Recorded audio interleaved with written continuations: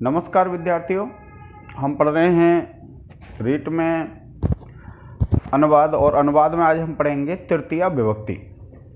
अब देखिए विद्यार्थी, विभक्तियां तो 7 होती हैं और कारक कितने होते हैं? 6। कौन सी विभक्ति है हमारी? तृतीया। और ये जो तृतीया विभक्ति है और कारक है आपका, कारक है कारक, करण कारक।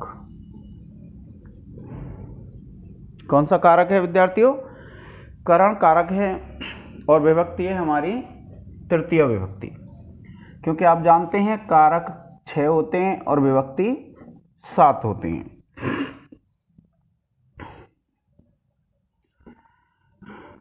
अब देखिए कि जो कारक सूत्र दिए गए हैं, उन कारक सूत्रों में आप जब करण कारक का सूत्र पढ़ेंगे तो उस सूत्र में दिया हुआ है साधक तमम करणम। क्या दिया हुआ है? देखिए यह सूत्र है साधक तमम करणम। और इसका जो अर्थ है विद्यार्थियों वो यह है कि क्रिया की सिद्धि में क्या है? क्रिया की सिद्धि में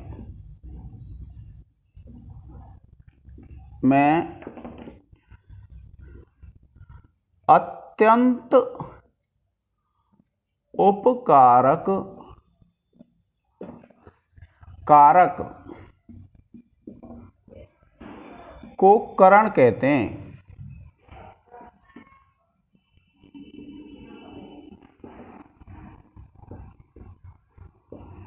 क्या है विद्यार्थियों कि क्रिया की जो सिद्धि होती है, और क्रिया की सिद्धि होती है जैसे हम कोई भी क्रिया कर रहे हैं और उस क्रिया की सिद्धि जो करेंगे, जो क्रिया हो रही है उस क्रिया की सिद्धि में जो अत्यंत उपकारक कारक होगा उसको क्या कहेंगे? हम करण कहेंगे।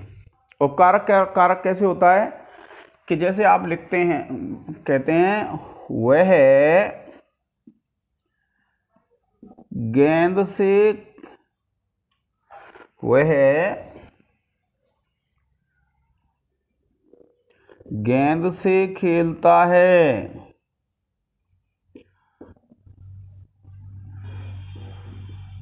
यह वाक्य है एक। और यह जो वाक्य है जब आप इसको पढ़ेंगे तो इसमें क्या है कि वह गेंद से खेलता है। तो क्रिया कौन सी है? इसमें क्रिया कर रहे हैं हम खेलने की क्रिया। और जो खेलने की क्रिया कर रहे हैं, खेलने की क्रिया में जो उपकारक है वो क्या है? गेंद है। और गेंद है तो गेंद को क्या कहेंगे? हम करण कारक कहेंगे। और करण कारक का चिन्ह क्या होता है? से के द्वारा ऐसा चिन्ह होता है इसका। जब आप देखेंगे तो चिन्ह क्या होता है? से या के द्वारा, ये चिन्ह है इसका। दूसरा वाक्य लिखते हैं वह कलम से लिखता है।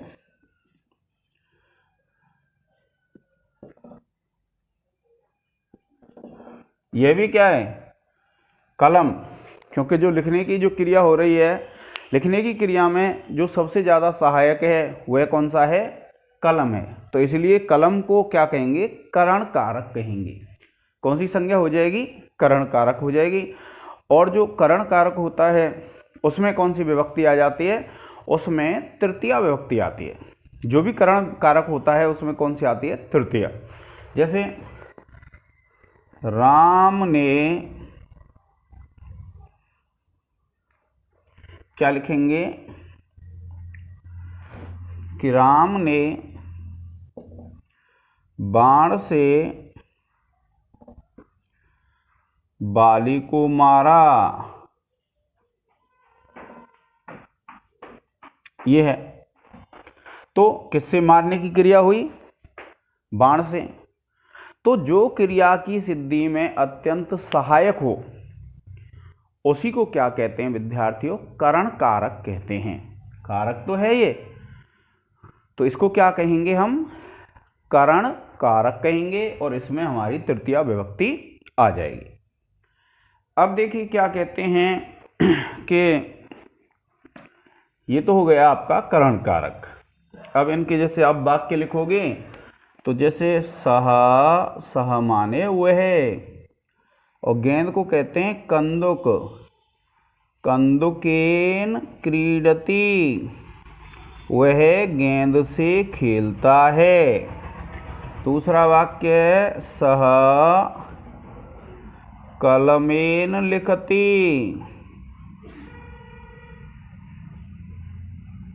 वह कलम से लिखता है।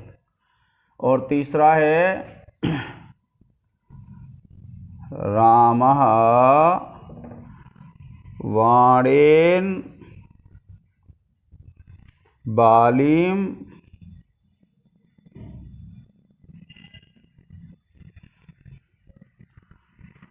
आहत,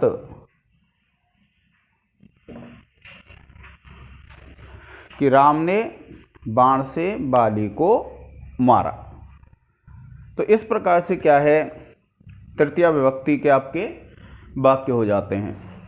अब देखिए इसी में एक सूत्र है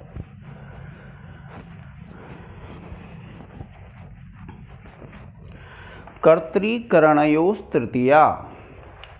कौन सा सूत्र है? कर्तृकरणयोस् तृतीया।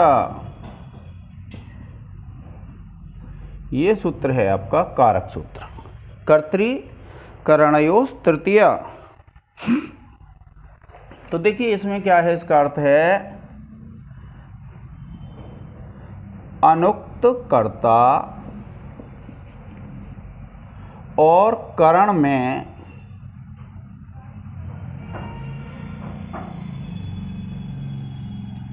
तृतीया विभक्ति होती है, तृतीया विभक्ति होती है। क्या कहा है? अनुक्त कर्ता। अनुक्त कर्ता का अर्थ क्या होता है कि जिसको उक्त नहीं हो, जिसको कहा नहीं जाए।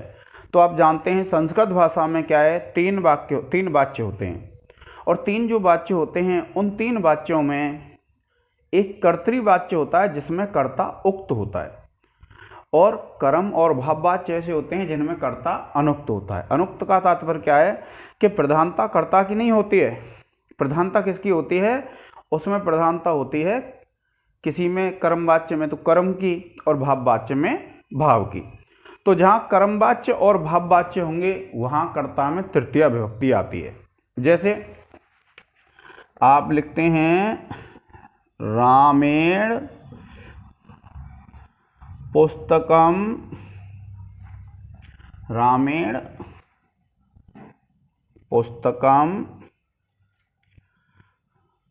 पठितम, या फिर आप लिख देंगे पठ्यते।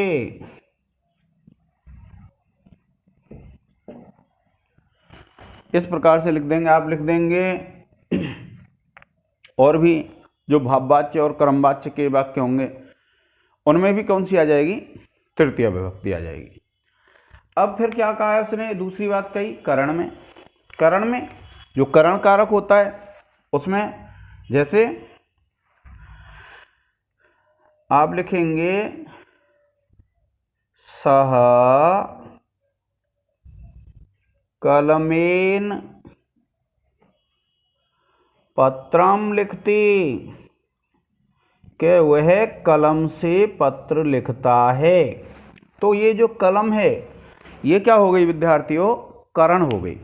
तो ये जो सूत्र है, यह सूत्र हमारा क्या कहता है कि या तो अनुक्त कर्ता हो, अनभिहित भी कह देते हैं जिसको कहा नहीं जाए, और कर्ता को कहा नहीं कहा जाता है, कर्ता को नहीं कहा जाता है भाववाच्य और कर्मवाच्य में। तो जो भाववाच्य और कर्मवाच्य के वाक्य होंगे उनमें कौन सी विभक्ति आएगी? उनमें विभक्ति आ जाएगी आपकी तृतीया विभक्ति। और जो करण कारक होगा, करण किसको कहते हैं? जो क्रिया की सिद्धि में अत्यंत सहायक कारक होता है, जो जिससे क्रिया सिद्ध होती है, उसको क्या कहेंगे हम? करण कारक कहेंगे। अब देखिए आगे, ये आ गया होगा आपके समझ में। आपको ध्यान रखना है कि करण में कौन सी विभक्ति होती है? तृतीया विभक्ति होती है।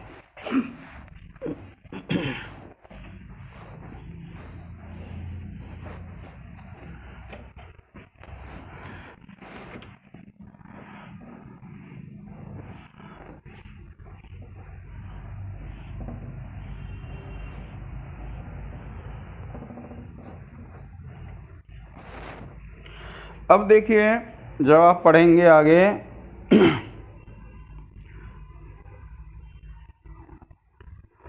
एक वाक्य है,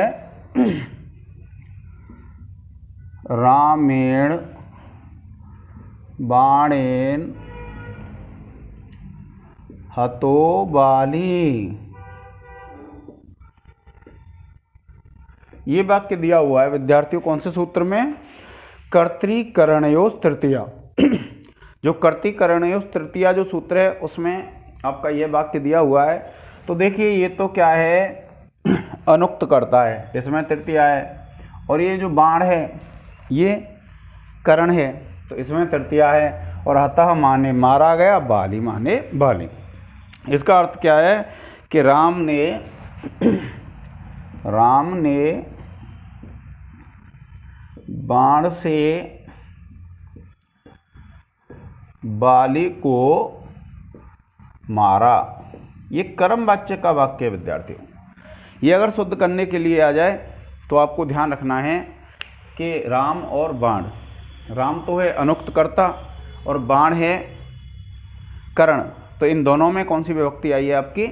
तृतीय विभक्ति आई है इन दोनों ही में। अब देखिए एक सूत्र लिखते हैं हम, कौन सा सूत्र है? प्रकृत्यादिभ्यः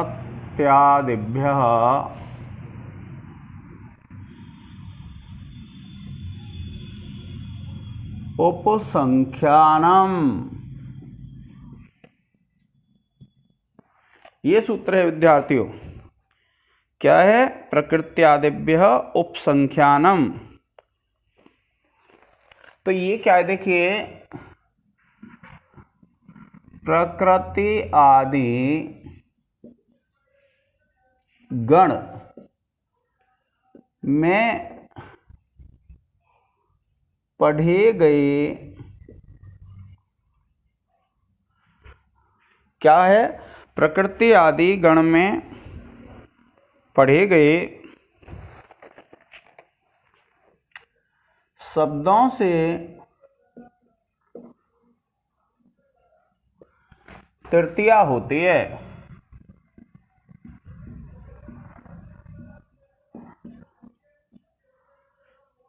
इसमें कुछ नहीं है विद्यार्थियों, ये क्या है? एक गण है। गण का मतलब क्या होता है? समूह है, और जिसमें सबसे पहला जो शब्द है वो क्या है? प्रकृति है। तो इसमें जो गण शब्द करे गए हैं, जब उनका प्रयोग होता है तो उनमें तृतीया विभक्ति आती है। ये फिक्स शब्द हैं, इनमें कोई अलग से नहीं है। तो देखिए प्रकृति, जैसे पहला हम लिखते हैं, मान लीजिए पहला हमने लिखा प्रकृति है, तो प्रकृत्या साधुः। ये वाक्य है स्वभाव से साधु है, ये है। अब देखिए ये प्रकृति आदि गण का है, तो इसमें कौन सी आ गई? तृतीया विभक्ति आ गई। इसी प्रकार से आप लिखेंगे, देखिए दूसरा है प्रायेण याज्ञिकः। इसका अर्थ हो जाएगा प्राय याज्ञिक है। तो ये जो प्राय शब्द है ये कैसा है आपका? प्रकृति आदि गण में पड़ा हुआ है। फिर दूसरा देखिए, तीसरा लिखेंगे आप कि गोत्रेण, क्या लिखेंगे? गोत्रेण गार्ग्यः, कि गोत्रेण गार्ग्यः। अब देखिए ये जो गोत्र शब्द है कौन सा है? गोत्र। गोत्र से गार्ग्य है। तो ये जो गोत्र शब्द है वो किस में पढ़ा गया है? प्रकृति आदि गण में। तो जो गोत्र शब्द आ जाएगा तो उसमें कौन सी विभक्ति आ जाएगी? तृतीया विभक्ति आएगी। मतलब ये जो अगर शब्द आपको दिख जाते हैं तो उनमें समेनयति, समेनयति समान रूप से जाता है।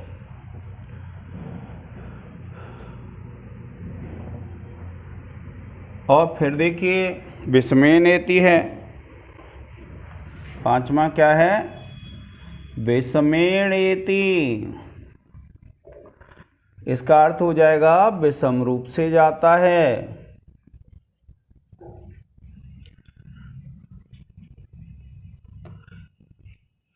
इन्हीं उदाहरणों को याद कर लेना विद्यार्थियों, क्योंकि ये अगर उदाहरण हो जाते हैं तो आपका वह कोर्स पूरा हो जाएगा। उसके बाद ये देखिए सुखेनेति, और सातवां है दुखेनेति। कौन सा है? दुखेनेति। तो ये सुख से जाता है।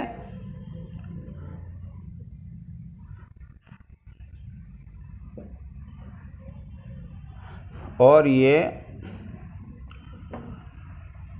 दुख से जाता है। इस प्रकार से जब आप देखेंगे तो देखिए एक तो क्या है, इसमें शब्द है प्रकृति, एक है प्राय, एक है गोत्र, एक है सम, विषम और सुख और दुख। अगर ये शब्द मिल जाते हैं तो आपको ध्यान रखना है इन शब्दों में कौन सी विभक्ति आएगी? तृतीया विभक्ति आएगी। तृतीया विभक्ति क्यों आएगी? क्योंकि ये प्रकृति आदि गण में पढ़े गए हैं, और प्रकृति आदि गण में पढ़े गए हैं इसलिए इनमें कौन सी विभक्ति आती है? तृतीया विभक्ति आती है।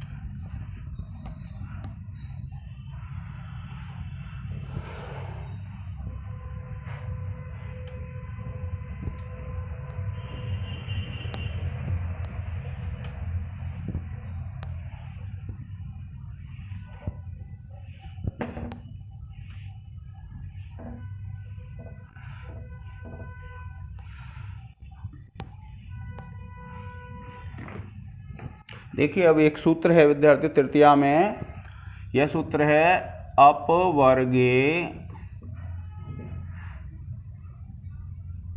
तृतीया। और अपवर्ग का अर्थ है, अपवर्ग का अर्थ है फल प्राप्ति। क्या अर्थ है? फल प्राप्ति।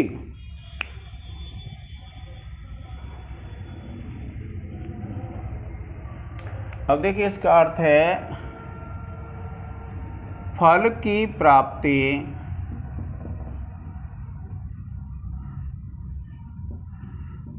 द्योतित होने पर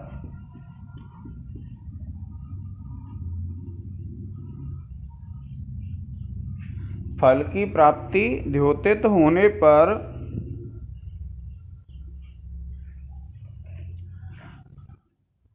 कालवाचक और मार्गवाचक शब्दों का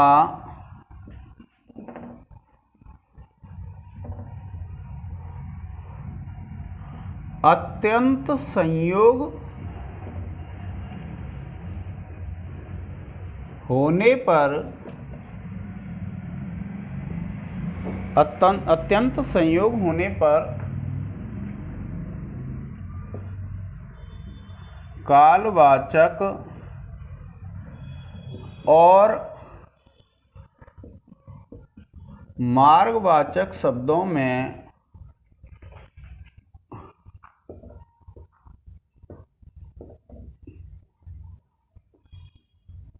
तृतीया होती है।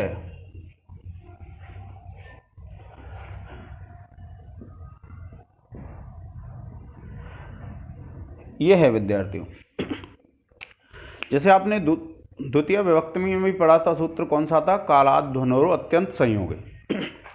कौन सा सूत्र था? कालाध्वनोर अत्यंत संयोगे, कि कालवाचक और मार्गवाचक शब्दों का अत्यंत संयोग होने पर द्वितीय विभक्ति आती है। किसमें? कालवाचक में और मार्गवाचक में। तो जो कालवाचक और मार्गवाचक थे उनमें कौन सी विभक्ति आ गई थी? द्वितीय विभक्ति आ गई थी।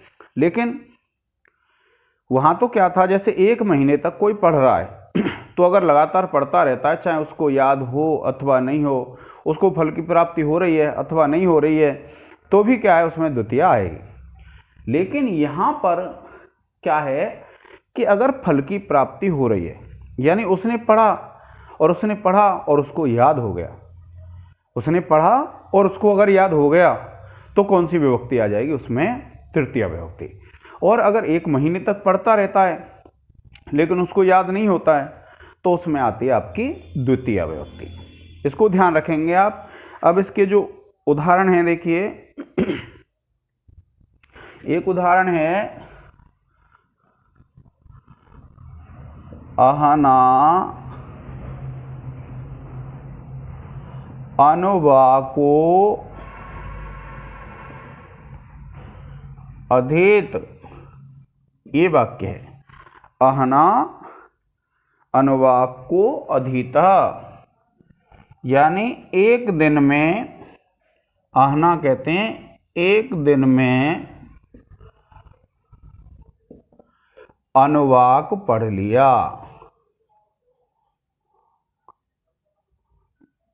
इसका मतलब क्या है कि उसने जो अनुवाक पढ़ा था उसको अर्थ ज्ञात हो गया। अगर यह वाक्य आ जाता है, या तो आपको ध्यान रखना है, इसमें अगर कोई दूसरी विभक्ति दे दे तो इनके क्या है, कुछ प्रमुख ही वाक्य होते हैं। तो अगर आपको दूसरी विभक्ति दे देता है तो आपको इस बात का ध्यान रखना है कि इसमें तृतीया विभक्ति करनी है।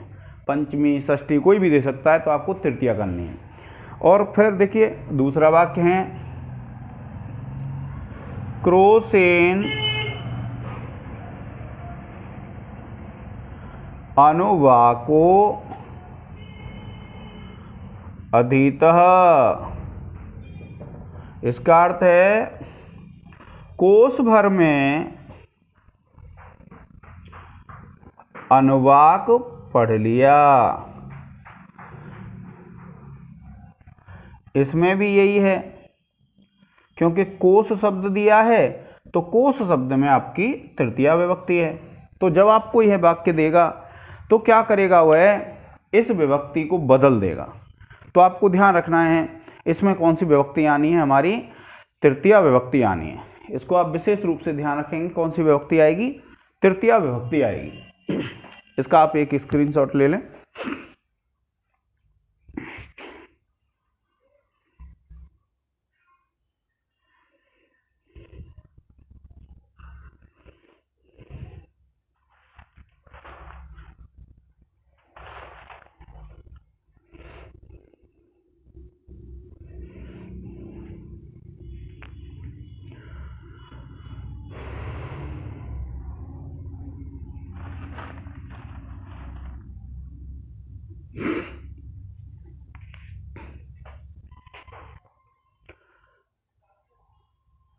ठीक है विद्यार्थियों, आज के इस लेक्चर में इतना ही।